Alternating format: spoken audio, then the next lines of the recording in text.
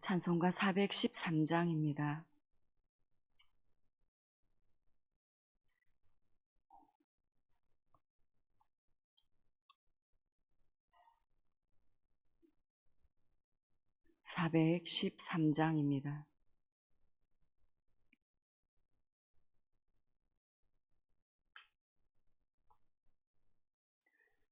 내 평생에 가는 길 순탄하여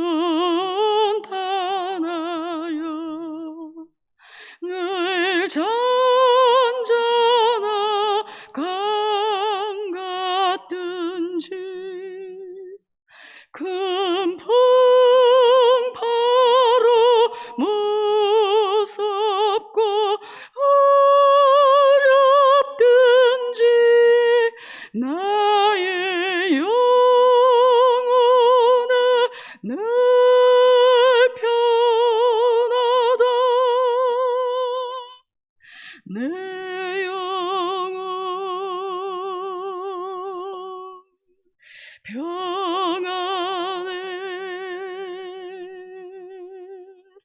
내 영혼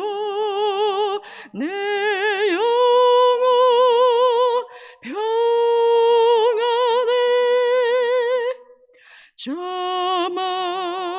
저마귀는 우리를 삼키려고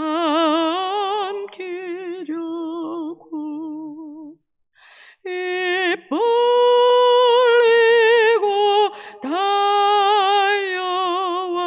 달려와도 주 예수는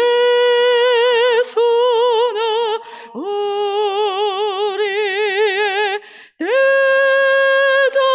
대장되니 끝내 싸워서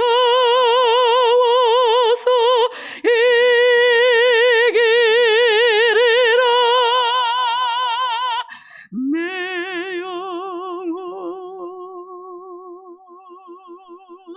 평안해. 내 영혼 평안해. 내 지은 죄 주홍빛 같더라도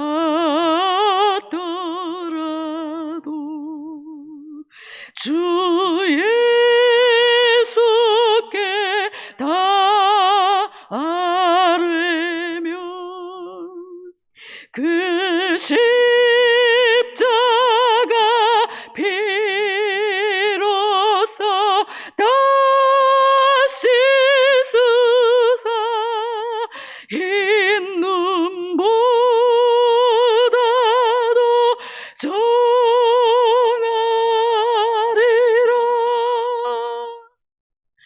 내 영혼 평안해. 내 영혼 평안해. 저 공중에 구름이 일어나면 큰 나팔이 울릴 때에 주셔서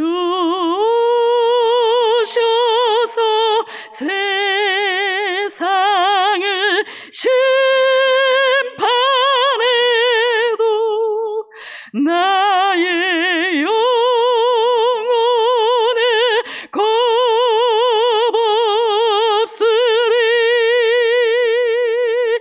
내 영혼 평안해.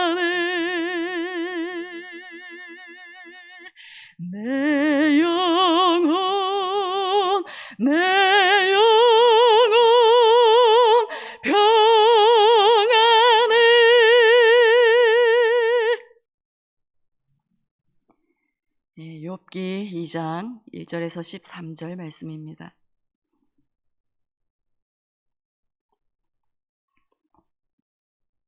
욥기 2장 1절에서 13절 말씀. 교독하신 후에 마지막 절 함께 읽겠습니다. 또 하루는 하나님의 아들들이 와서 여호와 앞에 서고 사탄도 그들 가운데 와서 여호와 앞에 서니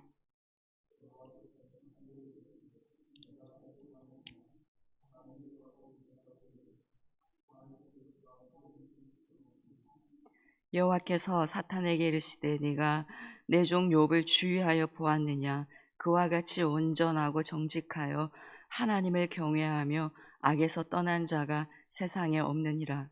네가 나를 충동하여 까닭없이 그를 치게 하였어도 그가 여전히 자기의 온전함을 굳게 지켰느니라.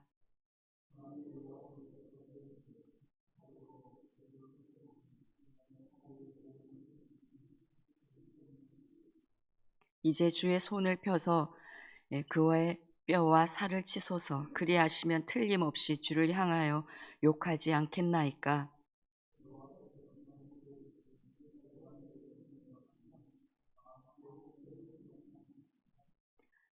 사탄이 이에 여호와 앞에서 물러가서 욥을 쳐서 그의 발바닥에서 종수리까지 종기가 나게 한지라.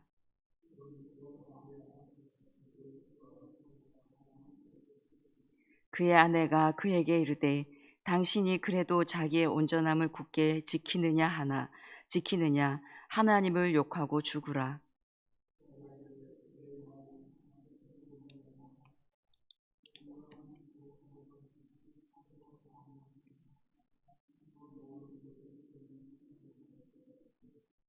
그때에 욥의 친구 세 사람이 이 모든 재앙이 그에게 내렸다 함을 듣고 각각 자기 지역에서부터 이르렀으니 곧 대만 사람 엘리바스와 수아 사람 빌닷과 나아마 사람 소발이라. 그들이 욥을 위문하고 위로하려 하여 서로 약속하고 오더니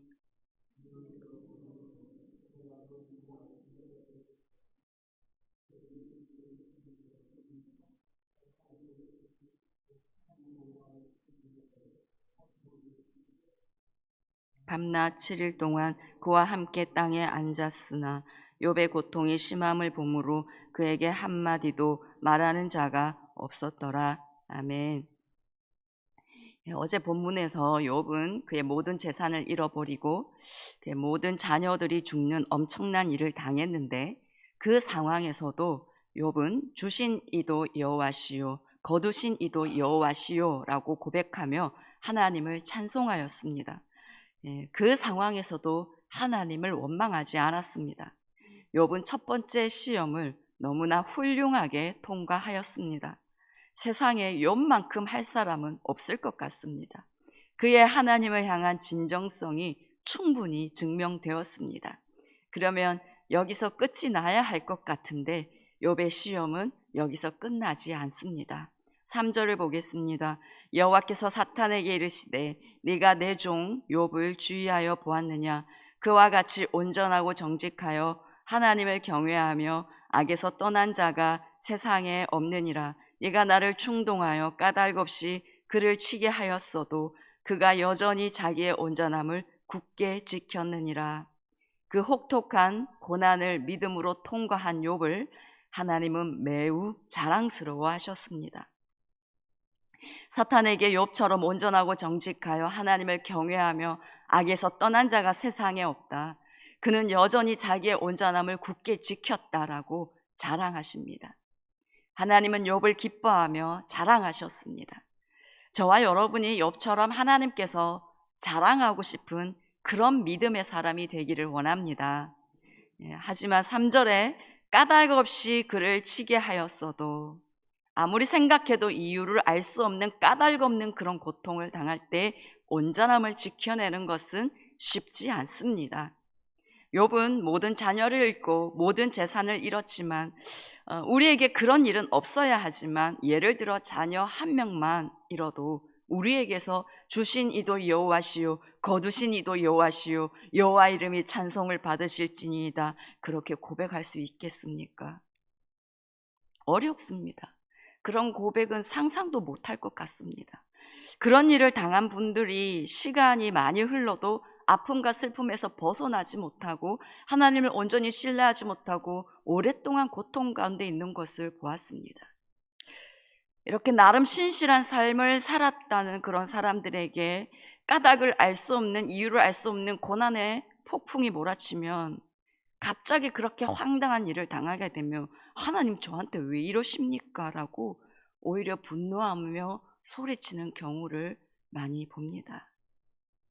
그러면서 그 고난이 주는 고통으로 아파합니다. 하나님의 신실하심을 믿기 어려워합니다. 그 이전에 자신이 알고 있던 하나님은 좋으신 분이었음을 잘 알고 있었지만 하나님은 아무 말씀 없으시고 고난의 폭풍 한가운데 있게 되면 하나님께서 선하게 하실 것이라는 그것을 믿기가 어려워집니다. 두려워합니다. 요동칩니다. 불안해합니다. 그러면서 그때 우리는 우리의 믿음의 바닥을 보게 됩니다. 그 전까지는 우리가 믿음이 좀 있는 줄 생각했습니다. 그동안 살면서 크고 작은 고난을 통과했었고 그래서 그때마다 하나님만을 붙들며 지나감으로 영적 맷집이 좀 생겼다고 생각했습니다. 매일 기도의 자리를 지켰고 매일 말씀을 읽고 묵상하며 교회에서 충성하며 사람들에게도 인정받는 믿음이었습니다. 이 정도면 괜찮은 믿음인 줄 알았습니다. 그런데 이유를 알 수 없는 너무 큰 고난의 폭풍이 몰아치자 그때 내 믿음의 바닥이 여실히 드러납니다. 그제서야 내가 얼마나 믿음이 없는지를 알게 됩니다. 아, 내 믿음이 이것밖에 안 되는구나. 내가 이 정도밖에 안 되는구나. 우리의 바닥이 분명하게 보입니다. 이것이 고난을 통해서 하나님께서 우리에게 알게 하고자 하시는 부분이기도 합니다. 하지만 욕과 같은 고난을 막상 내가 당하면 정신을 차리기가 어렵습니다. 다른 사람들이 고난을 당할 때는 고난은 축복을 싸고 오는 포장지라고 하잖아 라고 말해줄 수 있었습니다. 다른 사람이 고난 당할 때는 하나님만 붙들어 그렇게 믿음으로 하나님만 바라면서 잘 이겨내면 반드시 축복이 올 거야 라고 그렇게 말해줄 수 있었지만 막상 내가 고난의 소용돌이 속에 들어가니까 이론은 너무 잘 알고 있는데 이것이 내 마음속에서 진심으로 신뢰하기가 상당히 어려워집니다. 고난으로 인해서 내 마음이 요동을 칩니다. 하지만 욥은 우리가 상상도 못할 그 고난의 폭풍 속에서도 그가 여전히 자기의 온전함을 굳게 지켰느니라. 하나님께 인정을 받았습니다. 하나님은 욥을 자랑스러워 하셨습니다. 세상에 욥과 같은 자가 없다. 기뻐하며 자랑하셨습니다. 저와 여러분이 까닭없는 고난의 폭풍 속에서도 우리의 온전함을 굳게 지켜낼 수 있는 그런 우리가 되기를 원합니다. 요동하지 않는 그런 우리가 되기를 소망합니다. 그 고난의 폭풍이 아무리 거세게 몰아치며 하나님을 붙들고 있는 우리의 두 손을 떼어내려고 할지라도 그 고난의 폭풍의 세기보다 우리가 하나님을 붙들고 있는 그 힘이 더욱더 강하기를 축원합니다. 아무리 흔들어 봐라 내가 흔들리는가? 나는 하나님만 붙들겠어 라고 선포하며 두 팔과 온몸으로 하나님을 강하게 붙들어서 온전함을 지켜내는 저와 여러분이 되기를 원합니다. 그래서 그 모습이 하나님께 감동이 되고 기쁨이 되고 그래서 우리도 하나님의 자랑이 되기를 간절히 원합니다. 4절입니다. 사탄이 여호와께 대답하여 이르되 가죽으로 가죽을 바꾸오니 사람이 그의 모든 소유물로 자기의 생명을 바꾸올지라. 사탄은 자기 주장이 틀렸다는 것을 인정하지 않고 계속 다른 주장을 관철하려고 합니다.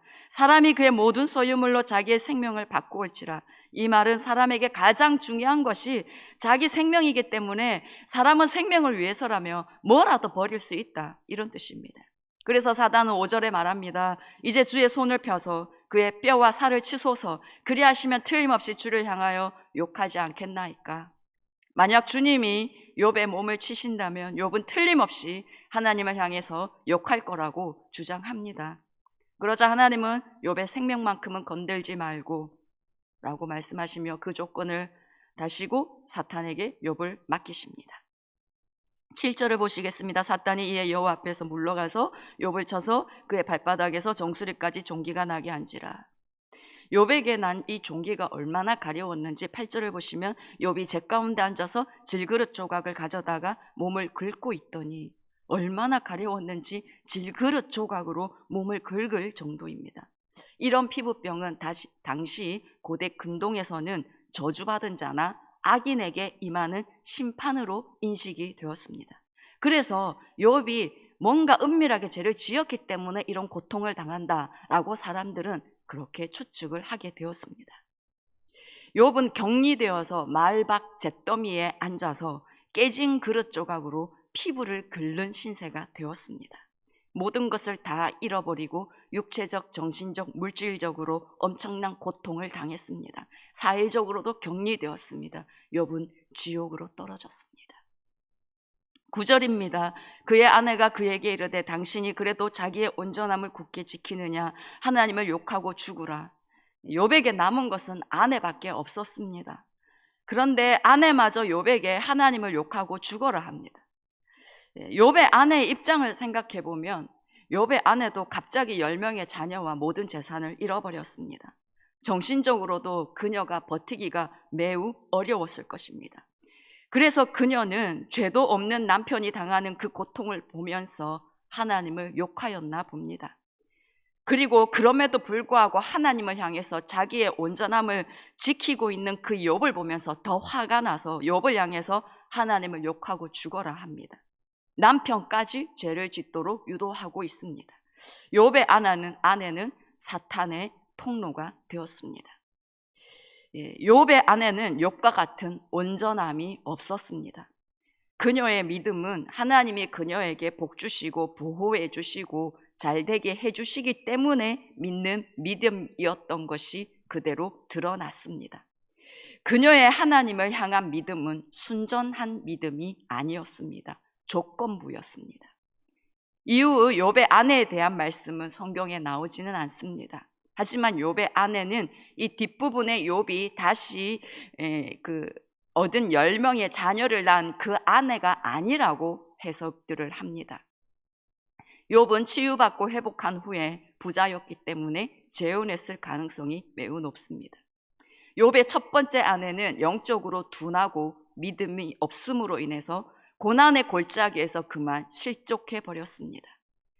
그녀가 욥과 같은 영적인 깊이가 있었더라면, 남편처럼 하나님을 굳게 붙잡는 그런 사람이었더라면 그녀도 고난 후에 욥이 얻게 되었던 영적인 영광과 기업을 얻을 수 있었을 것입니다. 하지만 마음으로 하나님을 저주한 그녀는 하나님을 저주할 때 그녀의 심령은 죽었습니다. 10절에서 욥이 아내에게 대답합니다. 그가 이르되 그대의 말이 한 어리석은 여자의 말 같도다. 우리가 하나님께 복을 받았은즉 화도 받지 아니하겠느냐 하고 이 모든 일에 욥이 입술로 범죄하지 아니하니라. 욥은 우리가 상상도 할 수 없는 그런 고통 가운데서도 고백하는 것이 하나님께 복을 받았은즉 화도 받지 아니하겠느냐 하고 이 모든 일에 욥이 입술로 범죄하지 아니하니라. 우리도 욥처럼 고백할 수 있는 이런 영적인 깊이와 믿음이 있기를 간절히 원합니다. 어떠한 상황에서도 입술로 범죄하지 않기를 원합니다. 욥의 이 고백에서 우리는 그의 믿음이 조건이 없는 믿음이라는 것을 알게 됩니다. 이 참된 믿음은 그 믿음의 동기가 다른 조건이 없어야 합니다. 하나님이 나를 잘 되게 해주시는 분이니까, 하나님이 나를 복 주시는 분이시니까 하나님을 믿고 붙드는 그것은 조건부 믿음입니다. 욥의 아내의 믿음이지요. 그래서 자신이 소중하게 생각하는 재정, 건강, 가족 이런 것들 중에서 잃어버리게 되면 이런 믿음은 흔들리게 됩니다. 넘어집니다. 고난으로 인해서 하나님을 떠나게 됩니다. 우리의 믿음의 동기가 순수하기 원합니다. 혹 처음에는 무엇 때문에 하나님께 나아갔다 하더라도 점점 우리의 믿음의 동기가 순수해지기를 원합니다. 하나님은 우리의 믿음의 동기, 우리의 기도의 동기를 다 아십니다. 어떤 목사님이 그러시더라고요. 신학교 다닐 때 정말 기도를 많이 했었는데 하나님께서 나중에 그 기도의 동기를 보여주시는데 두려움이었다라고 합니다. 가정의 반대 속에서 신학을 하는 바람에 아무도 도와줄 사람이 없어서 경제적으로 너무 어려워서 하나님께 참 많이 기도했었다 하는 얘기를 들었습니다. 또 어떤 이는 교회를 위한답시고 영혼을 위한답시고 하는 그 기도와 헌신들이 겉으로 표는 잘 나지 않지만 그 마음의 깊은 동기를 살펴보면 자신의 야망과 자신의 높아짐을 위해서일 수도 있습니다. 우리의 믿음의 동기, 우리의 기도의 동기가 정말 순수하게 하나님을 경외하고 그분을 사랑하기 때문에 정말 하나님의 뜻과 그 나라를 이루기 위해서이기를 간절히 원합니다. 다른 동기가 전혀 없기를 소망합니다. 그렇게 순수한 믿음의 동기를 가지고 있는 자가 욥처럼 어떠한 상황에서도 어떠한 고난에서도 온전함을 굳게 지키는 자가 될 것입니다. 기도하시겠습니다. 하나님 아버지, 때로는 우리의 믿음이 이 정도밖에 안 되는구나 라고 깨달을 수 있을 만큼의 그런 아픔과 고통이 우리에게 찾아올지라도 그것이 우리를 향한 하나님의 사랑임을, 그것이 우리를 하나님께서 자랑스러워 하시기 때문임을 알게 해주셔서 감사드립니다. 하나님, 우리의 실제가 어떠한지 정확하게 깨달아 아는 이것이 은혜임을 또한 고백드리오니 주님, 그것을 아는 은혜가 있게 하여 주시옵시고 하나님, 더 겸손함으로 더 순전함으로 하나님만을 간절하게 붙드는 그런 우리의 믿음이 되게 도와주시옵소서. 사탄이 아무리 흔들어 대어도 조금도 요동하지 않고 하나님만을 굳게 붙드는 우리의 믿음 되게 도와주시옵소서. 하나님, 다른 동기가 조금도 없었던 이 욥처럼 우리의 믿음이 그렇게 다른 동기가 전혀 없게 해주십시오. 우리의 기도가 다른 동기가 전혀 없게 하여 주시옵소서. 하나님, 순전한 하나님께서 기뻐 자랑하시는 그런 믿음의 사람들로 이 새벽에 주님을 바라보는 자들 다 되게 주님 도와주시옵소서. 하나님, 지금 고난의 시간을 걸어가고 있는 이들에게 주님 힘을 더하여 주시옵소서. 간절히 기도로 주님을 바랄 때에 하나님 그 마음을 위로하여 주시고 그 마음 가운데 하나님의 사랑을 부어주십시오. 하나님과의 그 친밀한 동행으로 인해서 그 시간을 넉넉하게 지나가게 주님 도와주시옵소서. 하나님 아버지, 북한 땅에 하나님 수용소와 지하교회에서 하나님 고난 가운데서도 변함없이 하나님을 바라보는 그들을 주님 찾아가 주시옵소서. 하나님, 그들에게 하나님 아버지의 그 신실하심과 그 사랑이 어떠한지를 더욱더 알게 하여 주시옵시고 하나님 하루속히 복음 통일되게 주님 역사하여 주시옵소서. 북한의 김일성 일가의 그 우상 숭배 하나님 무너지게 하여 주시고 그 땅에 하나님 아버지 신앙의 자유를 허락하여 주시옵소서. 하나님, 중국과 아프가니스탄 그리고 여러 하나님 그리스도인들을 핍박하고 있는 나라들, 하나님 그 나라들을 불쌍히 여겨 주시옵시고 하나님, 하나님께서 그 땅 가운데 찾아가 주시고 통치하여 주시옵소서. 모든 불의와 어둠들이 떠나가게 하여 주시고 하나님의 공의와 사랑이 흐르는 나라들 하나님 되게 도와주시옵소서. 이 모든 말씀 우리 주 예수님의 이름으로 기도드립니다. 아멘.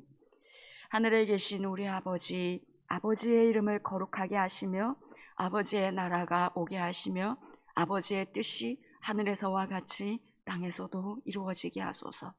오늘 우리에게 일용할 양식을 주시고 우리가 우리에게 잘못한 사람을 용서하여 준 것 같이 우리 죄를 용서하여 주시고 우리를 시험에 빠지지 않게 하시고 악에서 구하소서. 나라와 권능과 영광이 영원히 아버지의 것입니다. 아멘.